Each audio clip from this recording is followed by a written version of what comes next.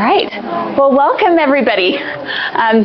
We're just so happy to have so many people here, and there may be more coming, and hopefully it's not too warm in here. They turned the fan on for us as soon as we got here, and it was a heat wave in here. So hopefully, if you need to get up and get some air, we understand.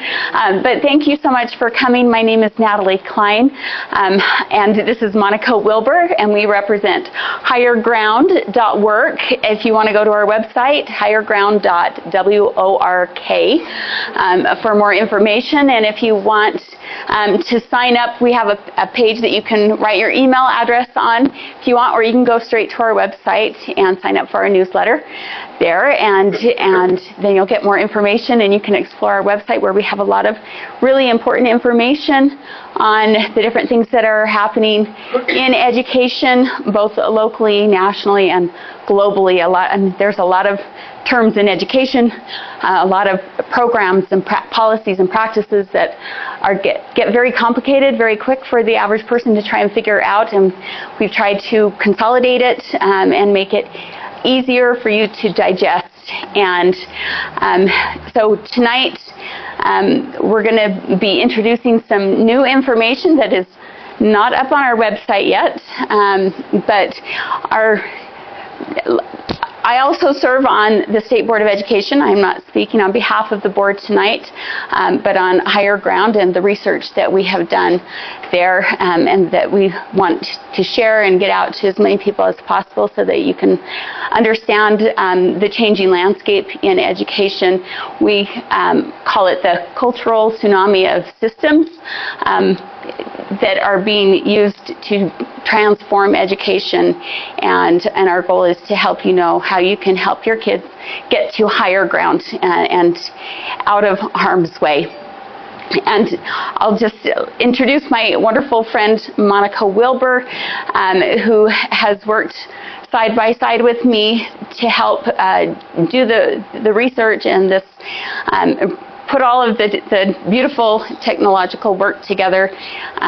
She is gifted that way, and I appreciate her for so many reasons, not least of which is her integrity and her devotion to helping children and families, and grateful for her and all of her work that she does selflessly at no pay, but great sacrifice to herself and her family, because she believes in this cause. And truly, if there's anything we want you to take away from this, is to realize that we are in a place where we have to decide, we have to be willing to sacrifice for our children, or we will inadvertently end up sacrificing our children. We don't have big funding on our side of this fight to save children and families, and so it takes a lot of heart and a willingness to do hard things, and without any expectation of pay, at least, or reward in this life. And so there has to be a deeper reason, and that's why we're here, because we believe in what we are saying, and we would give our lives. We are trying to give our lives for what we believe. And so with that, I'll let Monica say a few things.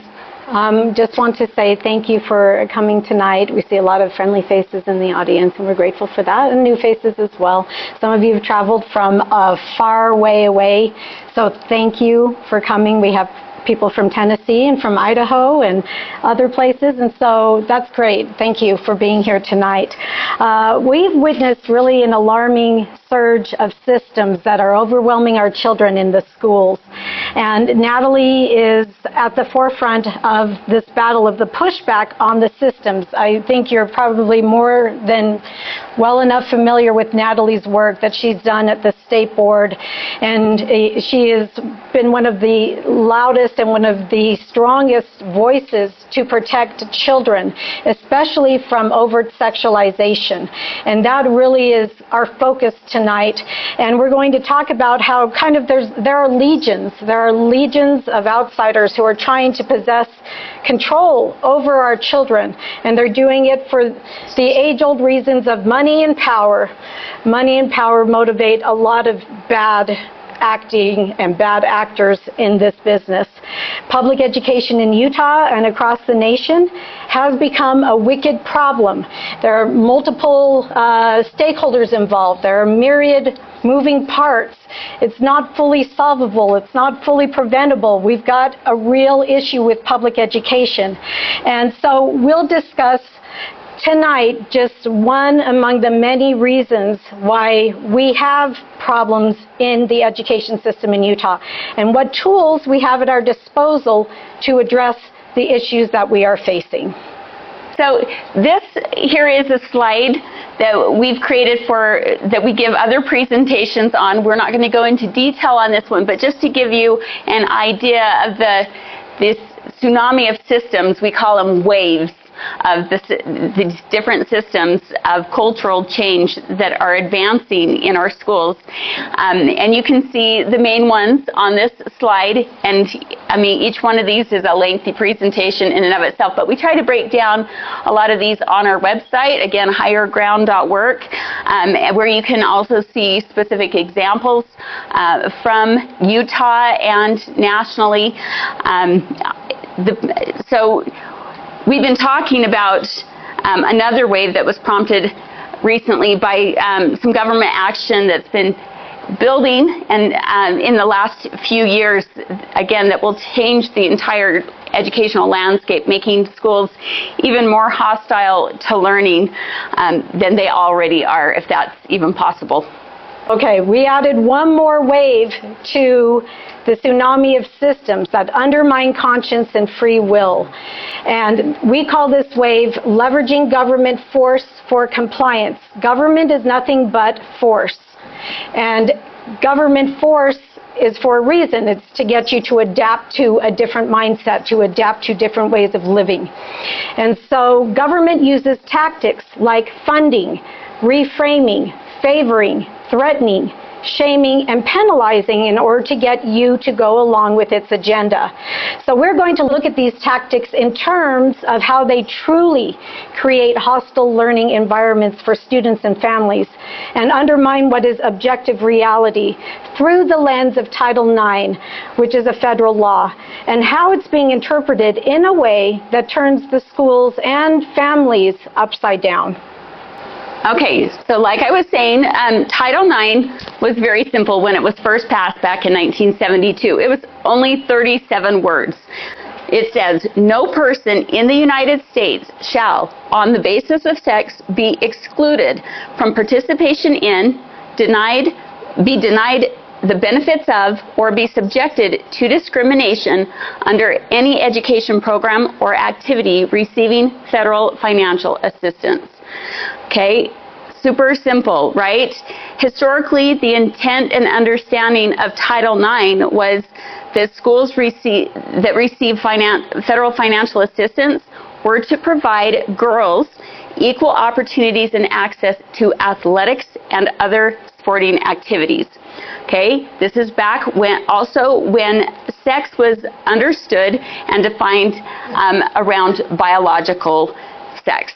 So male and female. Okay. Okay. Oh, there's more chairs out here. Come on in. There's room up here and a few other seats around. Yeah, and we can pull out more chairs if we need. Just. Here, let's go over. Okay. Hello. Oh, good.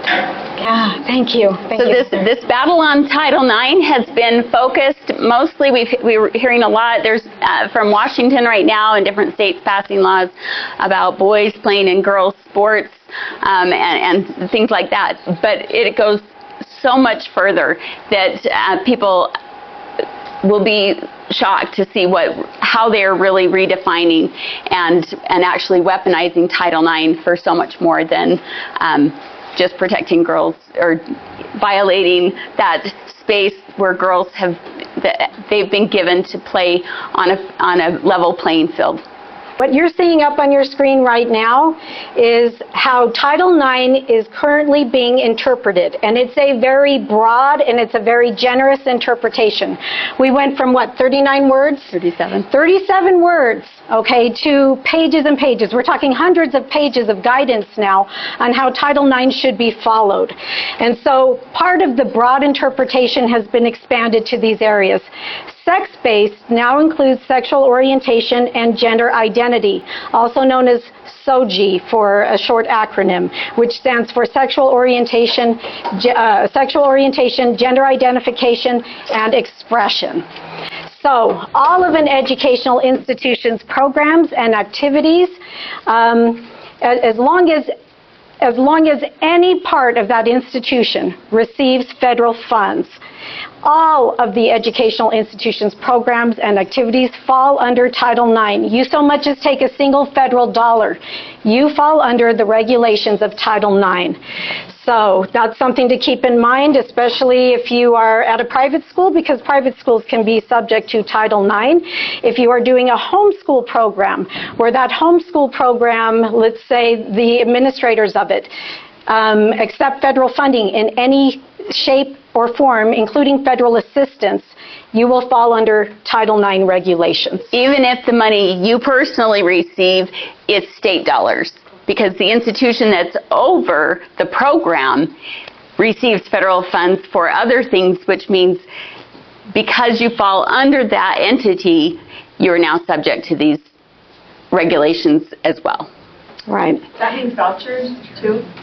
Yeah, like HB 215. HB 215. They can easily make the claim that USBE, the Utah State Board of Education, receives federal funds, and they are technically over the school choice program in Utah. Therefore, all school choice recipients fall under that and are subject to this.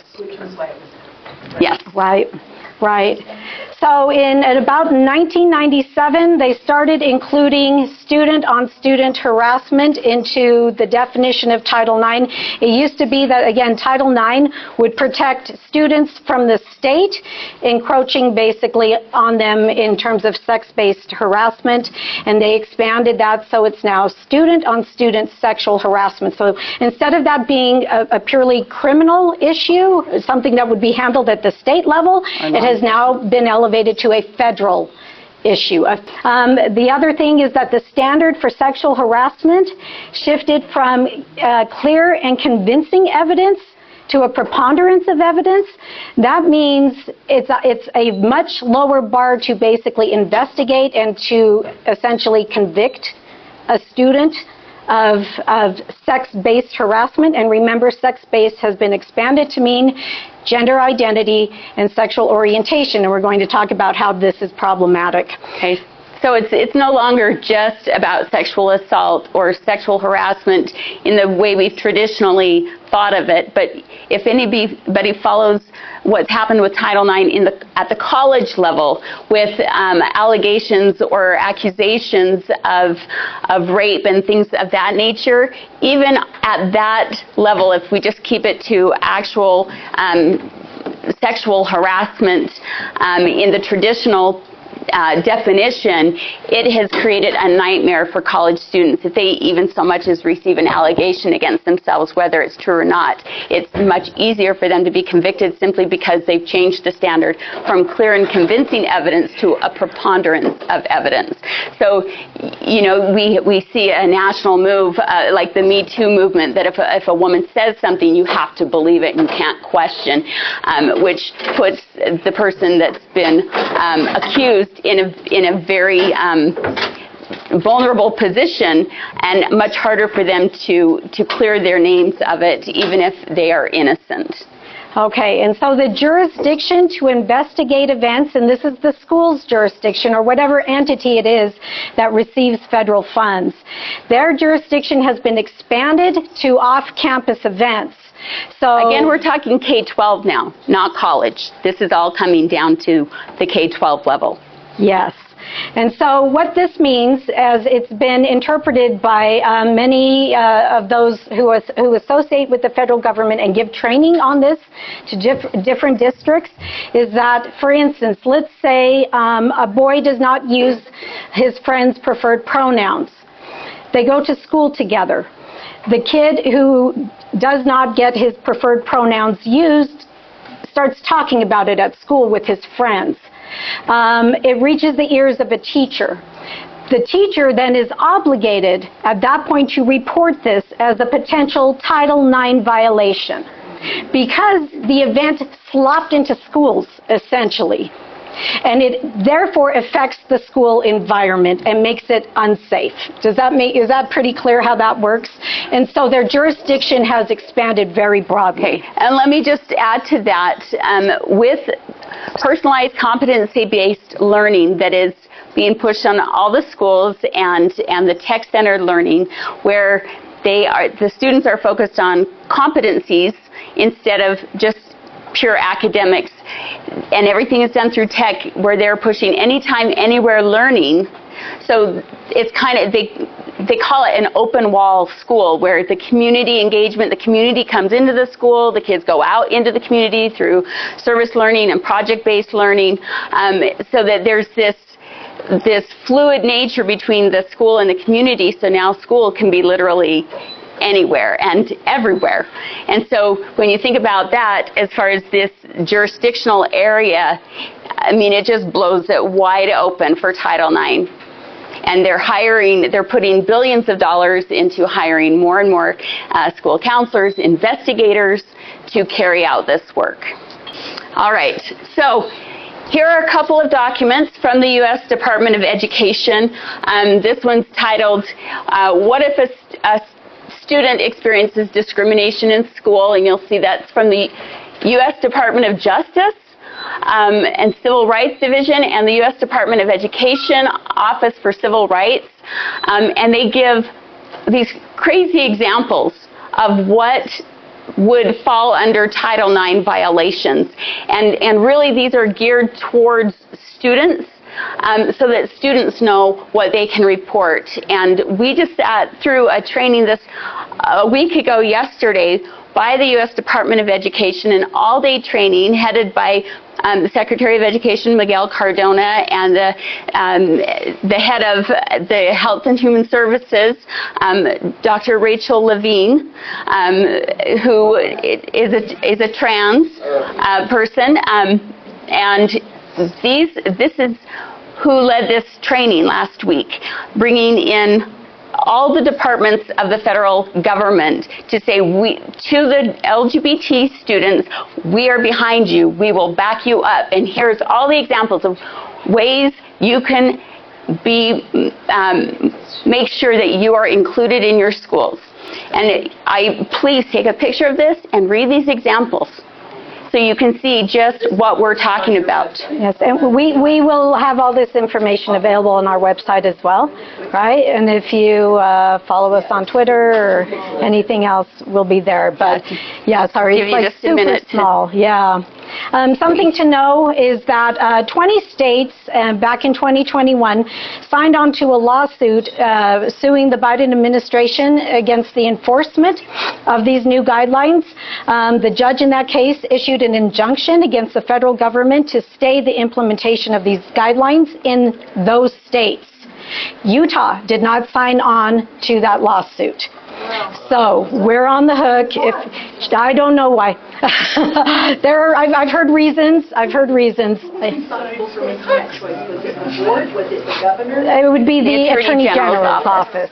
Yes. Yeah, so you know who to call. Call Sean Reyes. Yep. Yes.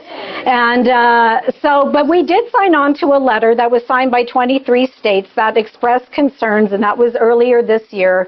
But unfortunately, the injunction doesn't apply to Utah, meaning that the implementation, whether a hard implementation or a soft implementation of the Biden guidelines, are going to go into effect. Okay, don't turn yet. Yeah. So you'll notice, I just found this really interesting. You'll see on the right, it says examples of the kinds of incidents CRT and OCR can investigate. OCR is the Office of Civil Rights. CRT is the Civil Rights Division, if you keep reading. I think it's in the header over there in the white. But isn't it interesting that they use CRT instead of CRD? I'm not really sure. I would like to find out why that is. But yeah. Okay. But they do say that that the Title VI which deals with race issues, is incorporated into Title IX. So there is overlap between the civil rights or the, critical race theory kind of issues that schools are facing when it comes to people of color and the LGBT agenda. Okay. Did the 21 states that signed the letter give up their federal funding? No, we'll talk about that. We'll talk about that. They don't enforce it. They're enforcing it as it was before, if that makes sense.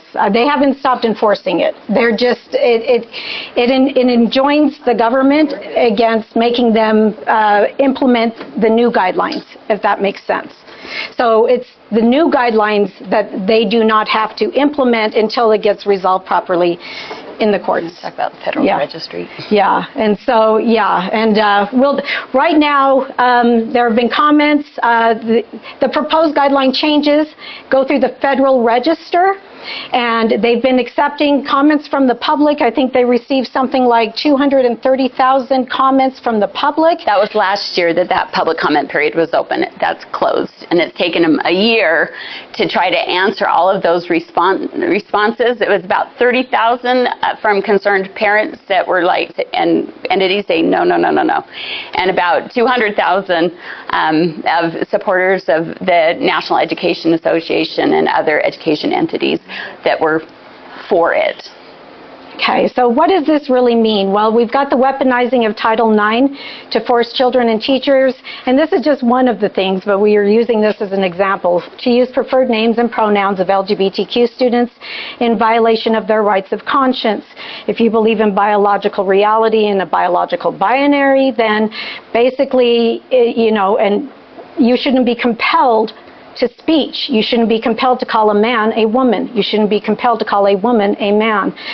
The Title IX changes also grant access to opposite-sex spaces in violation of rights of conscience. And we'll get into some more detail, but of course that's bathrooms, locker rooms, any spaces that are traditionally single-sex spaces.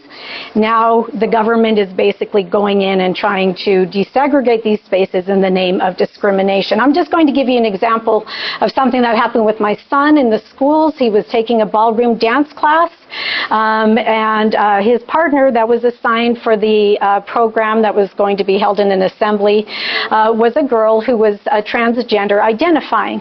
Nice girl, really good girl. But my son had some concerns because he had heard that this girl was going to be able to basically dress like a boy for their dance routine. He didn't want people to think that he was interested in boys, so to speak. And so he's like, well, is she going to wear a dress? And he was told by the teacher, you don't have a say in this. You don't have a choice in this. So he came to me and I'm like, well, why don't you just talk to her? Let's see if we can work this out before we have to escalate something, and I'd hate for you to get investigated for something that really shouldn't be on your shoulders.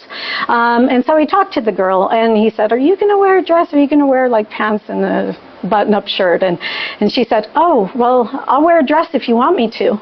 And he said, yeah, that would be great. And so he was super relieved. And, problem solved, right? But, if you were to get into a case where somebody were to be militant about that, then the burden would be on my son in that case, and he could be investigated for a Title IX violation underneath this scenario. Here's one other example. Up at Brighton High School several months ago, I had a mom contact me. She had been into the office at the school to sign a form, and while she was there, she noticed a man dressed as a woman coming out of the girls' bathroom and asked the secretaries, what's going on? What's that? And they said, oh, we see stuff like that all the time. We don't know what it is exactly. We just know the school rolled out the red carpet for these people, because he then joined a group of other trans women, as they call themselves, but men dressed as women, who then proceeded down the hall with somebody from the school with them. So they were visitors. They were wearing visitor tags. Okay, this is an example of the community coming into the school, right, and kind of blurring those boundaries, which is the point. They want to bring down all the boundaries, or barriers, as they call it, so that certain people or entities have equal access to your children. So they call that equity. I don't think that that's what I would call it. Okay, so doing some more digging, found out that this was a producer at PBS that was brought into the school to do a story on the Pacific Islanders that were new to the country, and to see what their experience was here in America, right? And so he met with that class or that club of Pacific Islanders, and also with the journalism club, who the head of the journalism club had invited this group in to talk to him about journalism. So the problem is that, you know, they have a rule at the school that that visitors can come in the school as long as there is somebody with them from the school, a faculty member. If that person uses the bathroom and they have a faculty member with them that is also male, is that male going to go into the girl's bathroom with him? If the faculty member is female, is the female going to go into the girl's bathroom with him? You know, this is all about queering the norm, is how they would say it, right? And that's why we're finding ourselves in these really difficult situations. It's one thing, it's hard enough when adults have to deal with this. It's too heavy to put this on children, and it is inappropriate. And so again, it comes down to the community being aware and parents being aware, so that you can take measures to protect your children. There's some more standing. Oh, we have some more chairs. Yes. I don't know if we can fit more chairs somewhere. All right. So we're just going to see more and more of these kind of situations, and we just need to be vigilant. No, student restroom. It was Why would an adult go in a student restroom? It was a visitor, not a faculty member, an adult, but a visitor. And they, you know. Visitors don't use the bathroom. Yeah, nobody stopped him. Because who's going to stop him? They might, because they're going to be worried about a possible Title IX violation, which they claim is sex-based discrimination now. Okay, go ahead. However, if God said no more federal money, there'd be no more having to enforce those rules. Right, We only have right. to enforce them because we're taking federal money. Correct. Right, we'll get into that. Okay, so how does the U.S. Department of Education leverage government force for compliance? Here's our working model that shows how the government uses gain and pain to get what it wants, okay, which is control. First, over here on the gain side, they use funding. Grant money is huge, okay? The COVID funds were a grant. Lots and lots of money hanging out there, and who can resist free money, right? Free on your backs, the taxpayers, okay? They also make programs available to them, and access to all kinds of benefits in Utah. Here, if they take the funding.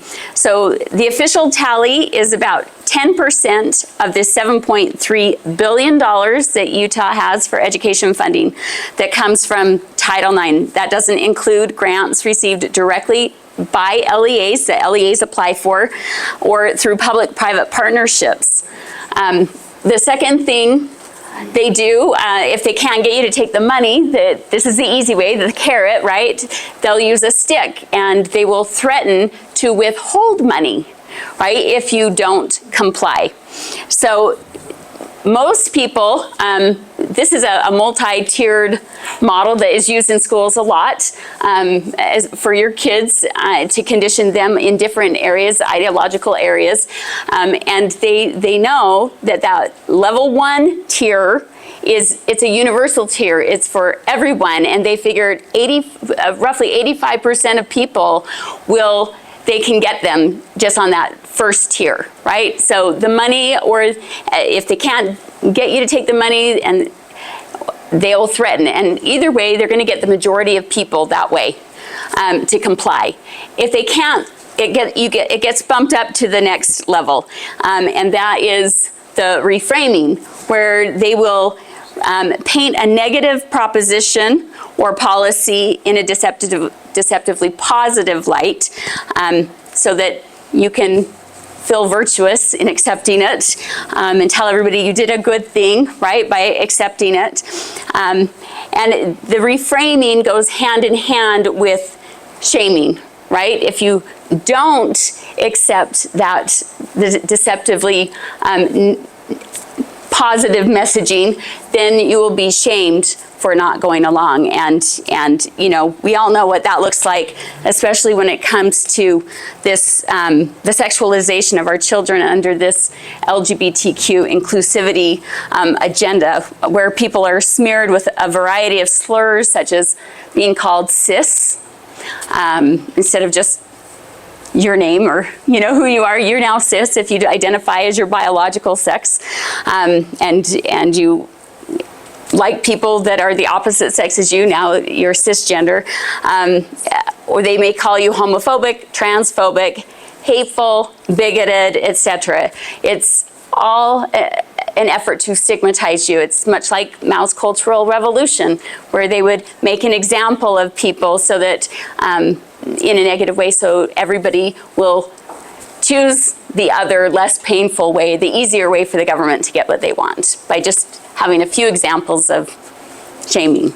So we go from the material level to the mental manipulation level, back to the material level, and we get favoring at the top of the pyramid. Favoring is granting preferential treatment, protection, status, clout, basically an elevated voice and a platform if you comply. Penalizing is the flip side of that coin. It is material negative consequences. You can lose your job if you don't comply properly with Title IX regulations. You can get sued. You can get fined. If you are a student, you can be investigated. If you're a teacher, you can be investigated. You can be interrogated. You can be suspended. You can serve detention. All of those things are very real, and they happen right now, penalties. And the withholding of funds comes as the last resort, but it is definitely an option that's on the table for the federal government. So we'll be watching some clips from this U.S. Department of Education convening, as they had called it, which was called Free to Learn, Creating Inclusive and Non-Discriminatory School Environments for not all students, for LGBTQI plus students. And well, they stopped at the I think they got tired. No, they said plus. Yeah, and so they didn't quite finish. They didn't get to the end of the keyboard there. So attendees to this convening included representatives from the Department of Justice, the Department of Health and Human Services, the Office of Civil Rights, the Centers for Disease Control and Prevention, queer identifying students and school administrators, counselors, and teachers. But think of all the heavy hitters that are at the top of that list. And that's what we mean by leveraging the force of government for compliance. Okay, so here's the name of this training put on by the U.S. Department of Education was called Creating Inclusive and Non-Discriminatory School Environments for LGBTQ plus students, okay? You're going to see some of these heavy hitters that she just named in this panel, talking about these incentives, how they incentivize schools with these billions of dollars in order to create safe and inclusive environments, again, for the LGBT students. Safe in that they can continue to force their ideology on everybody else and expect everybody else to comply, okay? So we just want to make it clear that this is not a fair environment. It may feel safe for one group of students, but it is not making the other students feel safe. And in America, we believe that we should all be treated fairly. And so let's listen to what they have to say. You'll notice it's all about the money and about LGBTQ plus activism that makes money for the schools. Okay, now we will turn to Senior Advisor in the Office of Elementary and Secondary Education, Courtney Adogan-Ticey. So we've talked about public health supports, we've talked about litigation, we've talked about OCR's enforcement work. Let's now turn to the extensive resources that the Department of Education provides to school districts to create and sustain inclusive and non-discriminatory learning environments. What I want to say, though, related to the Office of Elementary and Secondary Education is really our office administers billions of dollars of grants. We have over 100 technical assistance centers that we oversee, because our two key functions here really are providing support to states and districts and practitioners and stakeholders and disseminating grant funds.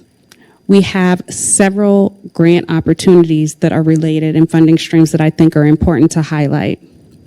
I'd highlight here the Bipartisan Safer Communities Act, which we've disseminated $1 billion to SEAs through the Stronger Connection grant funds in order for them to provide districts with high needs districts with funding support to provide safe and inclusive learning environments. We've also administered and provided $286 million by way of BISCA to provide recruitment and retention of mental health professionals throughout the country. But it's not just related to the mental health services. We know that Title IV at Part A dollars can be used to provide, to reduce incidents of bullying and harassment. We also know that we can use several sources of funding related to the American Rescue Plan, which a historic amount of money, $122 billion that went towards pre-K through 12th grade courses, pre-K through 12th grade settings, the educational setting. So what we see specifically in the guidance there is that those funds can be used not only for mental health supports, not only to support high quality service providers, but it can also be used on a wide swath of resources related to inclusive and welcoming practices. And the guidance explicitly states that those inclusive practices must include students who are, or should include, students who are LGBTQI+. Okay. So we'll move on to the next one. There's something to think about when it comes to the money. We talked about withholding, right, as being an option. But here's the kicker. There really is no precedence for money being withheld, actually, in any state that we know of. It is a threat for sure, but as far as we know, nobody's actually forgone the money. They take the money. They take the money every single time. All schools end up complying. There are some who do not take the money, and these are private institutions that have managed to thrive without federal education dollars. Hillsdale College, Mount Liberty College. In Utah, we have Liberty Hills Academy. We have Belmont Academy. We have institutions that know they can do it without the money, and that doesn't make them beholden to the federal government. And that is really what we need here. We need that level of local control over local education. We have outsourced it. It is gone as long as we accept federal funds. Okay, so on to reframing this strategy. This is Miguel Cardona, Secretary of Education under Biden. So this is negatives that are being reframed as positives. Let's take a look at these clips. But acceptance isn't the ultimate goal. It's actually the minimum. We've got to celebrate each and every one of you. It's important for us as educators to help LGBTQI+ students see themselves as leaders and role models in their schools and communities. Our differences shouldn't be merely tolerated, but instead lifted up and appreciated. We've also proposed important updates to our Title IX regulations to make it clear that Title IX protects students against discrimination based on sexual orientation and gender identity in school. Just a couple months ago, we proposed an additional update to protect equal opportunity in school athletic programs. Every student, including our LGBTQI+ student, must have the full experience of attending school. All means all. And to all of our LGBTQI+ educators and students, continue to live, study, and work as your free, authentic selves in your schools and communities.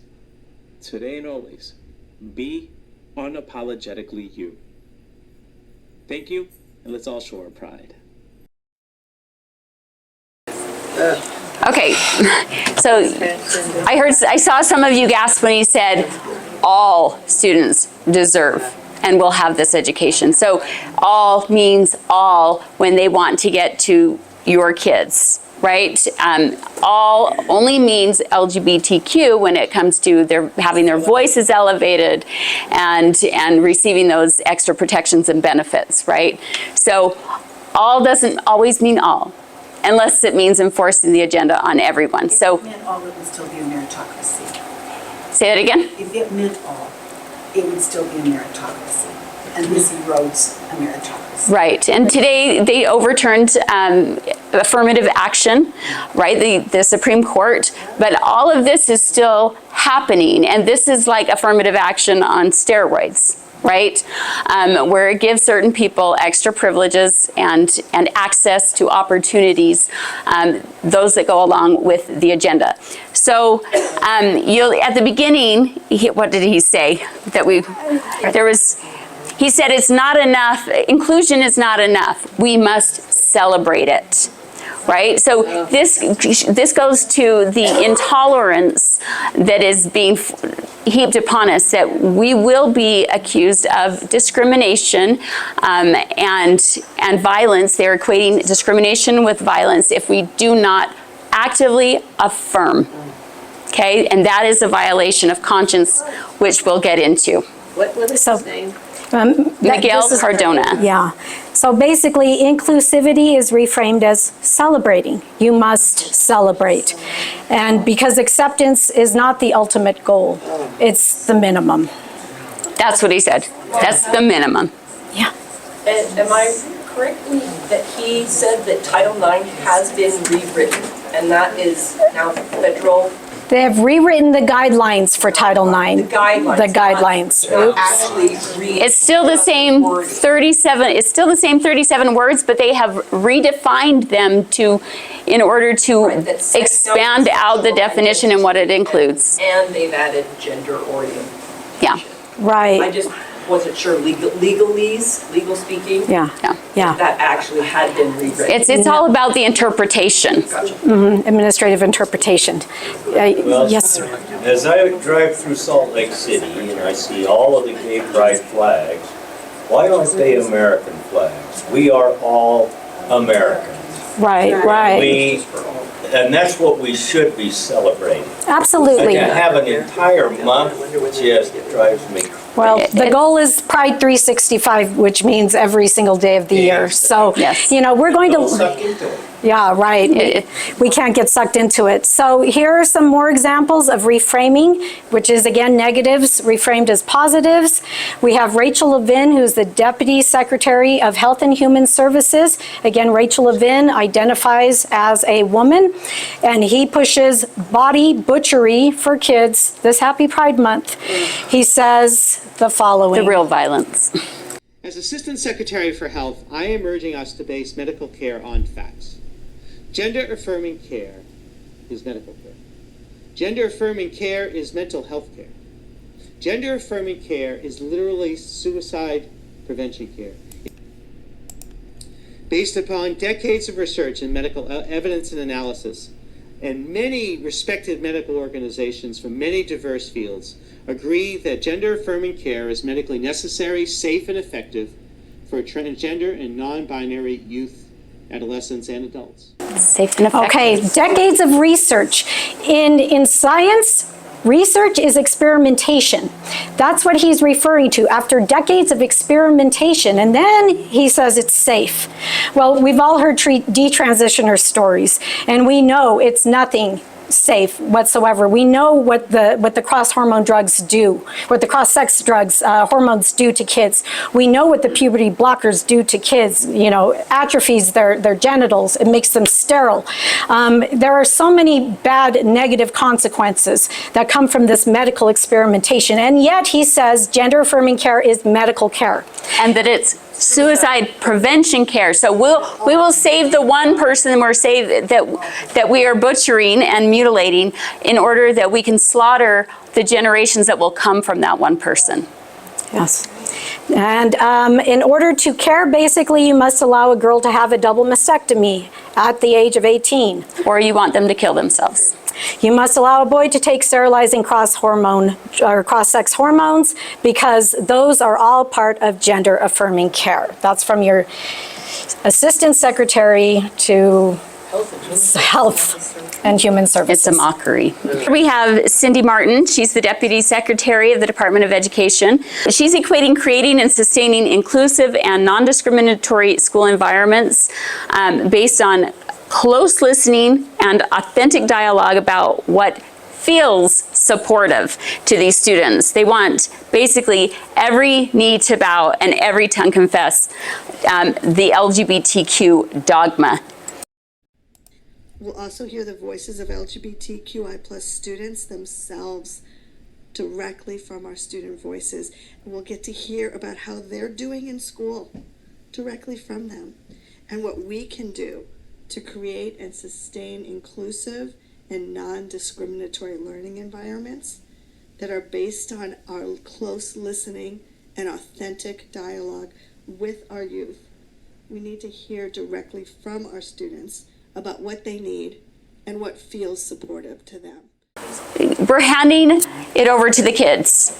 We're letting, and they're the tail that's going to wag the whole dog, the system, right? We have to bow to their demands, whatever makes them feel good. We're turning kids into activists to transform or deconstruct the entire system and make it rogue.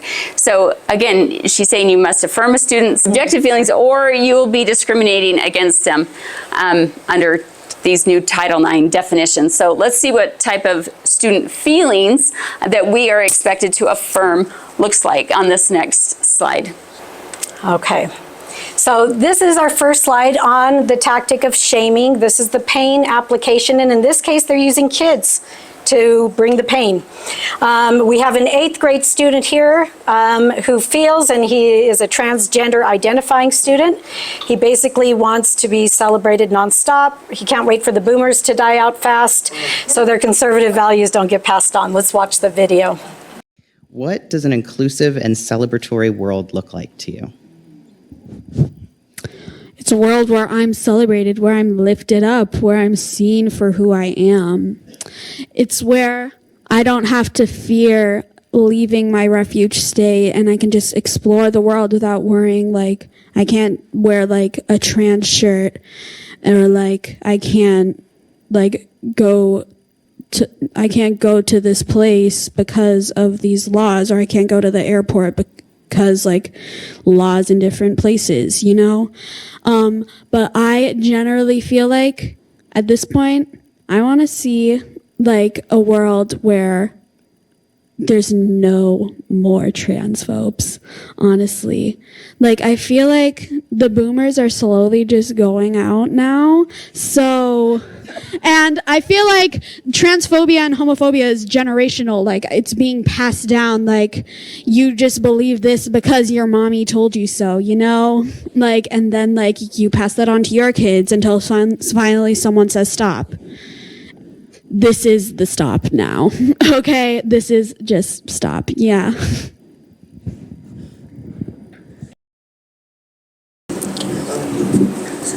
Okay, so look how the Department of Ed wants to raise your children. Not the brown shirts, but the rainbow shirts, okay? They're coming, they're fueled by obvious narcissism and contempt for anybody in defiance of the agenda. And the government is basically advancing and using queer kids like this as their front guard and as their human shields. Okay, it's very much like Mao's Cultural Revolution, where you've heard the story of the one gal who said, you know, she watched her friend, a boy when she was young, there in China, had reported his parents for not affirming or for not agreeing with the agenda, and he had reported his parents.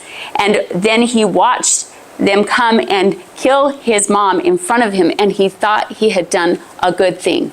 This is how they pit kids against parents. Okay, this is not okay. All right, so this is a high school in the middle. This is a high schooler, Deanie, who wants to make adults and others uncomfortable when it comes to LGBTQ acceptance. If you don't accept, she wants you to sit in your discomfort. This is another strategy that they use. I know it can be scary sometimes, but like dismantling the idea that we can just say whatever we want in public. You can't change other people's mind, especially regarding like homophobia and racism, but you can change their comfortability level on what they're willing to say in public. Okay. So we have to dismantle these old ideas that you can just say whatever you want in public. Last I checked, that was called the First Amendment. That's an inalienable right, right? You have the freedom of speech, and you have especially the freedom of conscience, which we'll get into here in a minute. If you don't use it, you'll lose it. Now, across all three of those strategies, we have activities that are specific to address the needs of LGBTQ youth. In the school environment space, we have funded districts to provide student-led clubs like GSAs, Gender and Sexuality Alliances.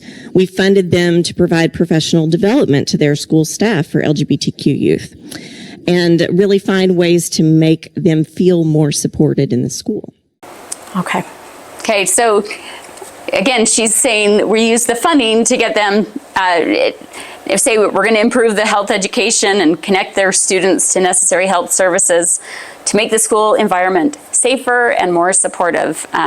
There was another grant that just came down from the Biden administration, the bipartisan Safe Schools grant that our board passed.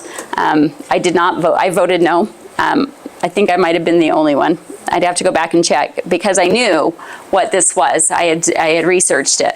Okay, so she said across all those three strategies, we have activities that are specific to address the needs of LGBTQ youth and school environment space. We have funded districts to provide student-led clubs like GSAs, Gender and Sexuality Clubs. It used to be Gay Straight Alliance, now it's Gender and Sexuality Alliances.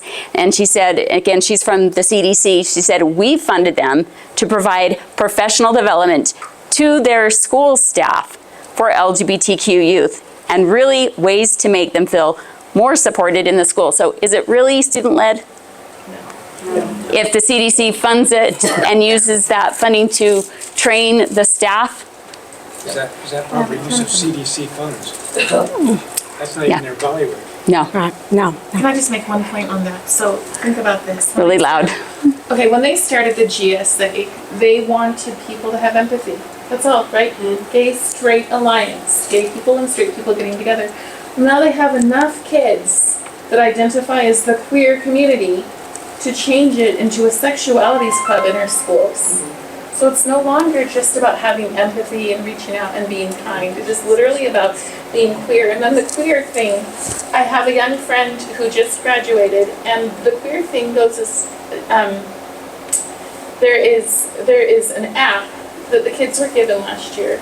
And on this app, it said things like, go outside and protest and demand that boys can use girls' locker rooms. It was basically a leftist marching orders that your kids were supposed to walk out of school and not come back into. And the only reason they didn't do it was because of the shooting, because it was the same day that was supposed to happen. What's the name of the app? It's called Queer Alliance. I think it's called queeralliance.org. It's just one of many that are out there, resources that the kids are given access to. You can go through the school and you'll see QR codes posted on the wall, and kids can scan that, and it takes them to these kind of things so that an average parent walking through the hall wouldn't notice what it was, because it's just a QR code. You know, if you know, the school isn't laden with the rainbow things already, but most parents aren't let in the school past the office. So there's all kinds of things going on. Right. So this was Dr. Raspberry from the Centers for Disease Control and Prevention, from the CDC. Yeah, Dr. Raspberry. And this is the top of the pyramid. This is gain, and this is favoring.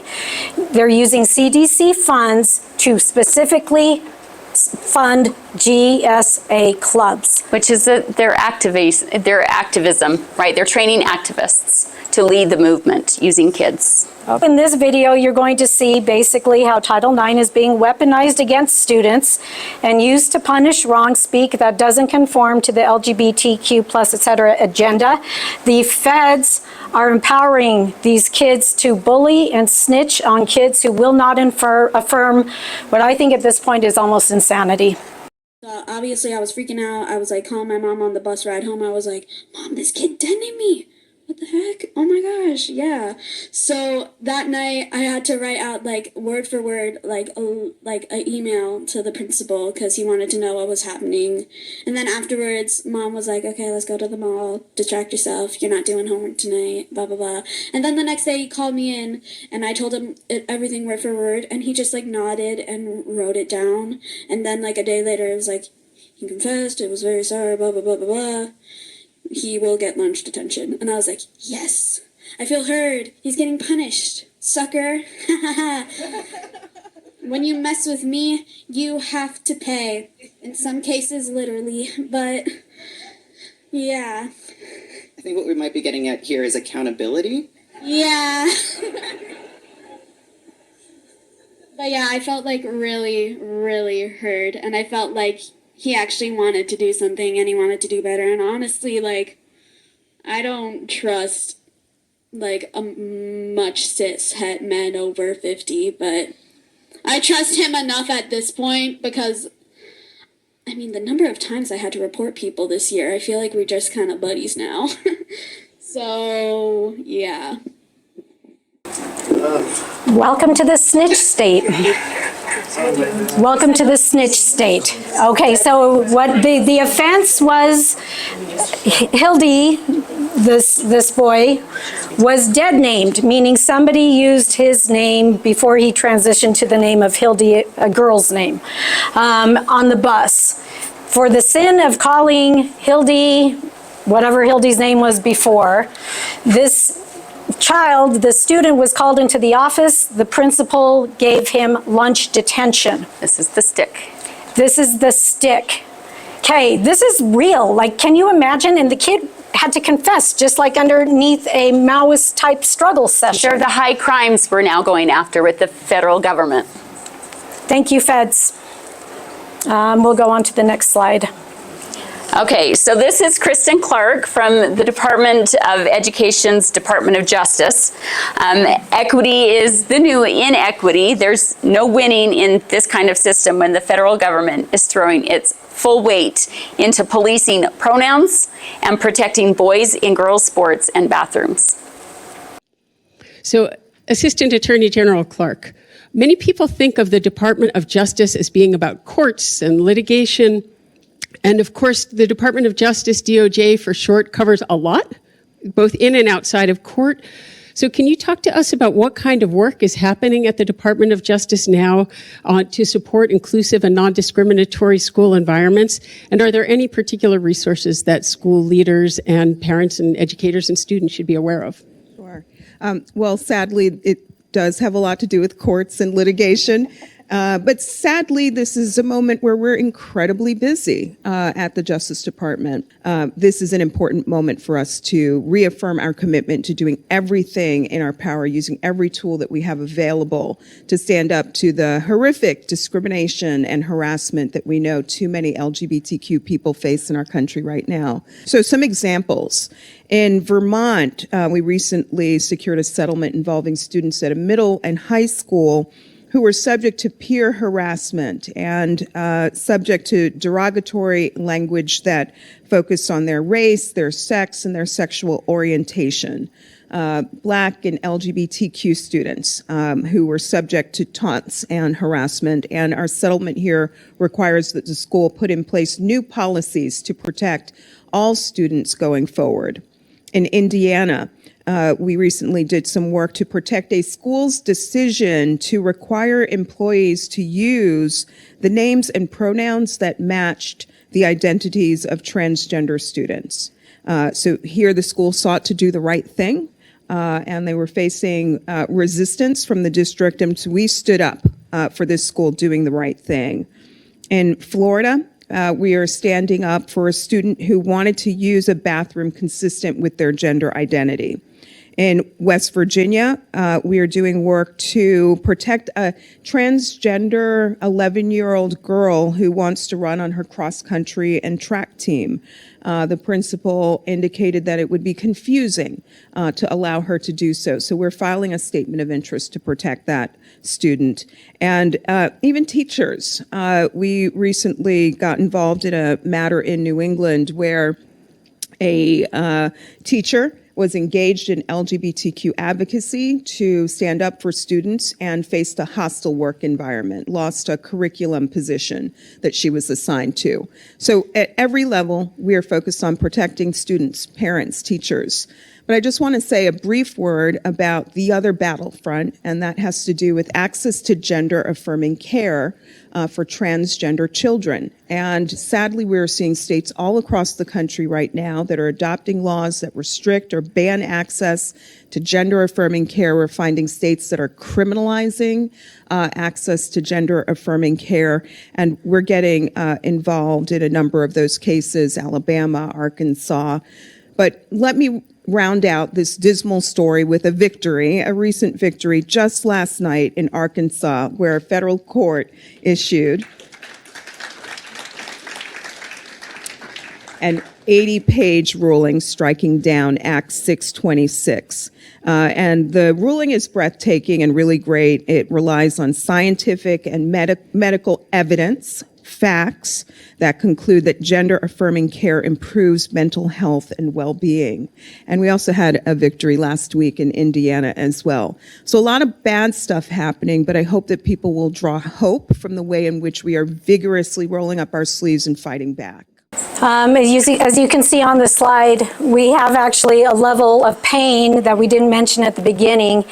So we do have penalizing, of course, at the school level, but then we have prosecution at the federal level, and you heard the examples that were given. And if that isn't horrifying, I don't know what is. If Hildy is our poster child for the threshold of what could trigger an investigation, simply dead naming somebody, that could be considered creating an unsafe school environment, that could be considered harassment. From a child, no less.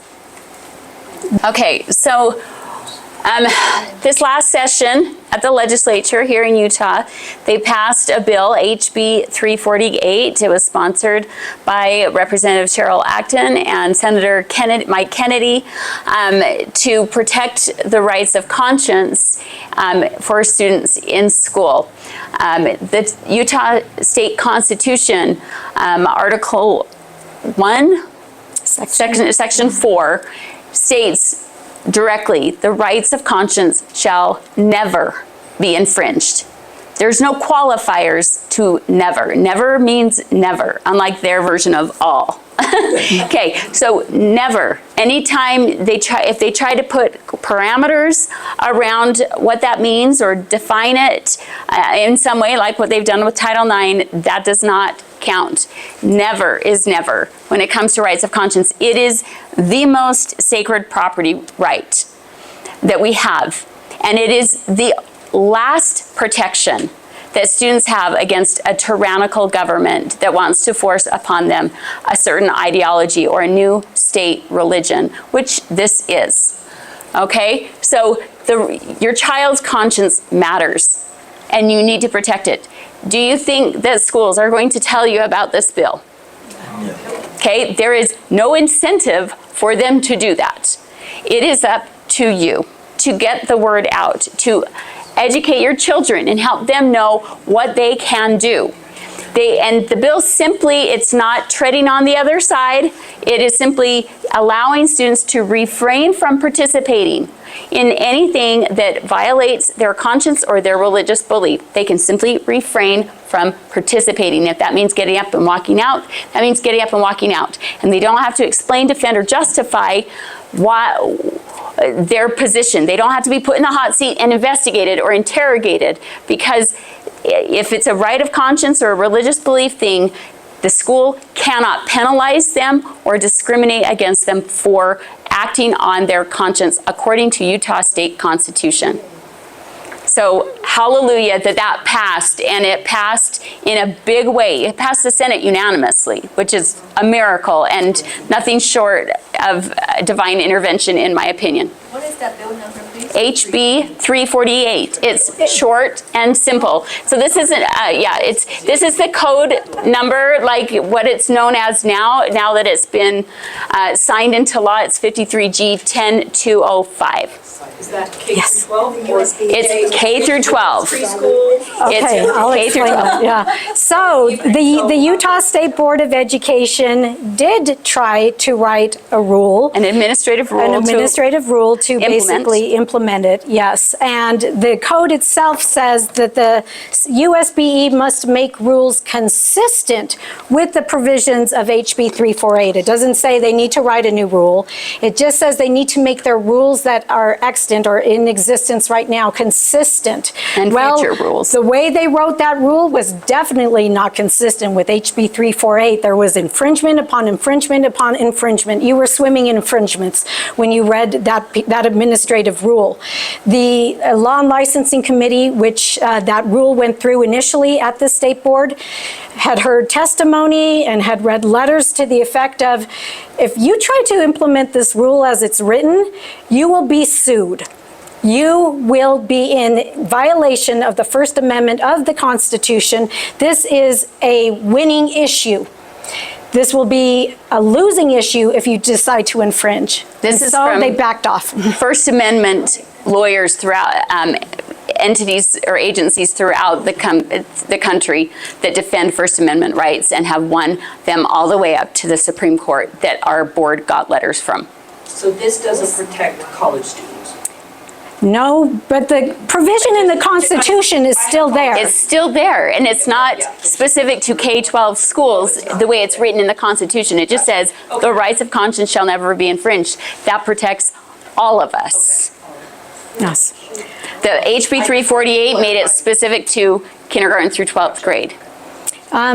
We will be talking more later on throughout the year, and you'll be seeing information about HB 348 and how you can use it practically as a parent, just so there's no misunderstanding about like how the schools will tell you can use it is most likely how they want you to use it. So do not rely on the schools for your information. We'll be helping you out. And other people who understand this bill well will also be helping you out. So just be careful of who you get your information from. Okay, so we have a Venn diagram here. And you've seen Venn diagrams where two different circles find some common area in which they overlap. There is no overlap between these two competing visions pictured here. You can have a vision centered on fortifying family, faith, and freedom, on defending truth, honor, and virtue, and on upholding goodness, beauty, and innocence. Or you can choose a vision in which social, psychological, and behavioral conditioning allows for the dystopian manipulation and coercion of our children through erasing sexual inhibitions and boundaries, controlling outcomes through standardization, outsourcing decisions on children to experts, in heavy air quotes, exploiting children for socioeconomic agendas, and our last one we just added, leveraging government force for compliance. The first vision radiates outward. It does not attempt to control or confine the individuals and the family at the center from reaching their divine potential. The second vision closes in on and isolates the individual in the center. The larger the government, the smaller the individual, always. Children are made smaller and they are deprived of meaningful connections with their families and the bigger world around them. They are captured in a virtual bubble or vortex. They cannot escape or engage except in the ways that they are coerced or controlled. This is a power struggle. But true authority and good power is used to bless the individual, not to force, not to coerce, not to subjugate. It isn't elaborate, it is simple and straightforward and doesn't deal in deception or lies. It doesn't demand that you violate your conscience, your most sacred property. No man can serve two masters. We've reached the point in our culture and politics in which we can no longer collaborate or try to find common ground with the enemy. We must get to higher ground. Thus the name of our organization. I'd like to comment here. Basically, this is evil versus good. It is. Right. That's what it is.